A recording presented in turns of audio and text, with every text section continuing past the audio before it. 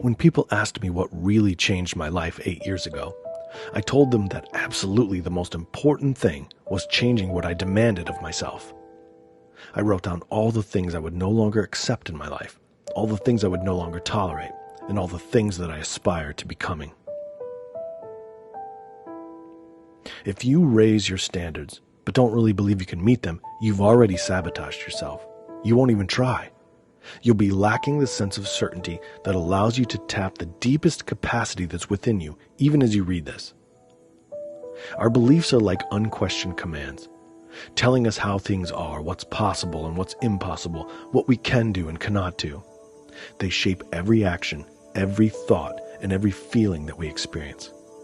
As a result, changing our belief system is central to making any real and lasting change in our lives. We must develop a sense of certainty that we can and will meet the new standards before we actually do. In order to keep your commitment, you need the best strategies for achieving results.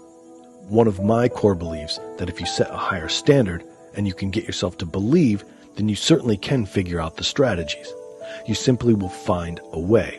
Ultimately, that's what this whole book is about. It shows the strategies for getting the job done. And I'll tell you now that the best strategy in almost any case is to find a role model, someone who's already getting the results you want, and then tap into their knowledge.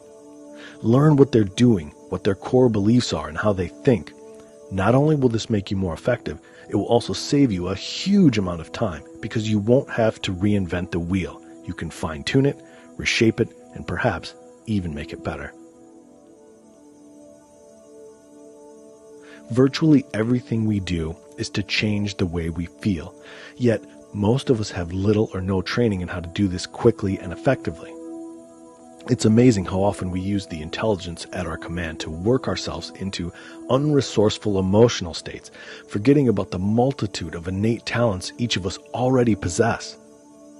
Too many of us leave ourselves at the mercy of outside events over which we may have no control, failing to take charge of our emotions, of which we have all the control, and relying instead on short-term quick fixes.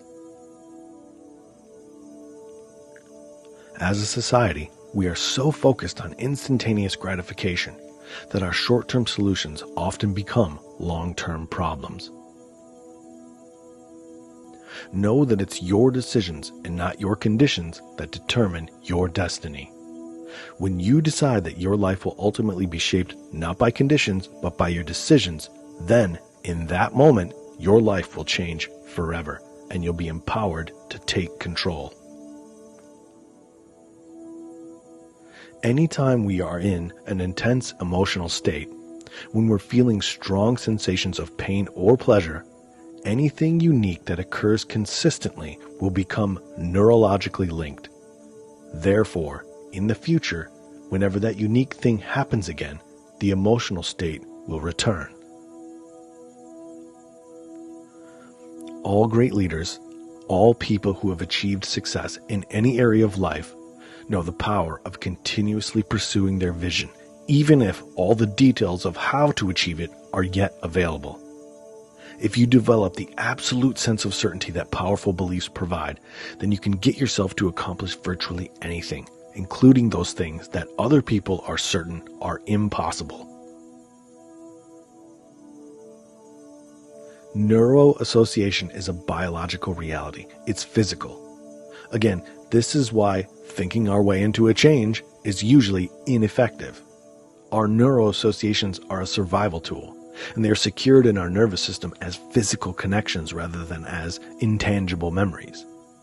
An illustration of this in human behavior might be that of a person who no longer enjoys smoking but still feels the compulsion to do so. Why would this be the case? This person is physically wired to smoke. This explains why you may have found it difficult to create a change in your emotional patterns or behaviors in the past. You didn't merely have a habit. You had created a network of strong neural associations within your nervous system. We unconsciously develop these neural associations by allowing ourselves to indulge in emotions or behaviors on a consistent basis.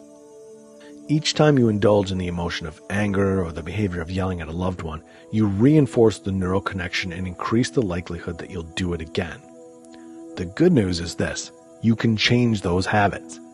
If you'll stop indulging in a particular behavior or emotion long enough, if you just interrupt your pattern of using the old pathway for a long enough period of time, the neural connection will weaken and atrophy. Thus, the disempowering emotional pattern or behavior disappears with it. We should remember that this also means that if you don't use your passion, it's going to dwindle. Remember, courage, unused, diminishes. Commitment, unexercised, wanes. Love, unshared, dissipates. We've got to remember that we get whatever we focus on in life. If we keep focusing on what we don't want, we'll have more of it. The first step to creating any change is deciding what you do want so that you have something to move towards. The more specific you can be about what you want, the more clarity you will have, and the more power you will command to achieve what you want more rapidly. Remember, your brain can't tell the difference between something you vividly imagine and something you actually experience.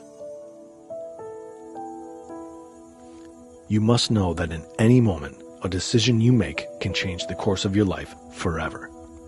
The very next person you stand behind in line or sit next to on a plane, the very next phone call you make or receive, the very next movie you see or book you read or page you turn could be the one single thing that causes the floodgates to open and all the things that you've been waiting for to fall into place.